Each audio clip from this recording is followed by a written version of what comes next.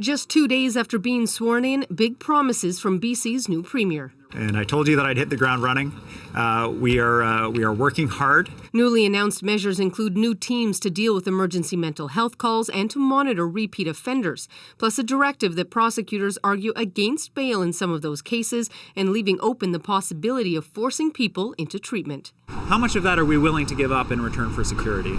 The former head of the BC Civil Liberties Association used to fight on behalf of residents of the downtown east side. He even wrote a handbook on people's rights while being arrested. We continue to use that handbook today. So I find it quite ironic that David Eby is going to move forward and is proposing all of these essentially, Byzantine carceral systems that will throw people into, again, having their rights stripped of them. But Vancouver's police chief welcomed Eby's plans. I think this plan has a lot of potential. We have a new mayor in the city of Vancouver who is also very interested in public safety issues. So I think it's good timing, actually. Part of the timing is last month's choice from voters for big municipal changes, something for Eby to consider.